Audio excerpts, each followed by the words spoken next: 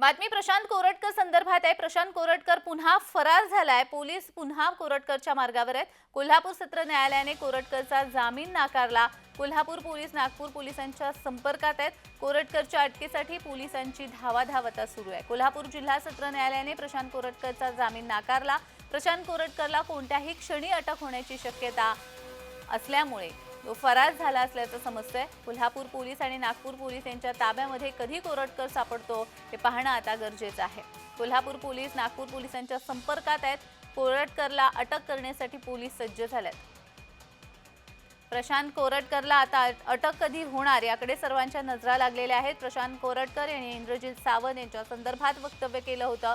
त्याचा अटकपूर्व जामीन न्यायालयाकडून फेटाळण्यात आलेला आहे। कोल्हापूर सत्र न्यायालयाने कोरटकरचा जामीन नाकारलाय, त्यामुळे त्याला कोणत्याही क्षणी अटक होऊ शकते आणि अशा परिस्थितीमध्ये प्रशांत कोरटकर आता पुन्हा एकदा फरार झालेला आहे आणि कोल्हापूर पोलीस हे त्याच्या मागावर आहेत। कोल्हापूर पोलीस नागपूर पोलिसांच्या संपर्कात आहेत। कोरटकरच्या अटकेसाठी पोलिसांची धावाधाव सुरू आहे। प्रशांत कोरटकर पुन्हा एकदा फरार झालेला आहे। प्रशांत कोरटकरला अटक कधी होणार याकडे आता सर्वांच्या नजरा लागलेल्या आहेत। खरं तर प्रशांत कोरटकरचा अटकपूर्व जामीन हा फेटाळण्यात आलेला आहे। कोल्हापूर सत्र न्यायालयाने त्याचा जामीन नामंजूर केला, त्यानंतर तो पुन्हा फरार झालेला आहे। प्रशांत कोरटकरला पकडण्यासाठी म्हणून कोल्हापूर पोलीस नागपूर पोलीस सतर्क झालेत।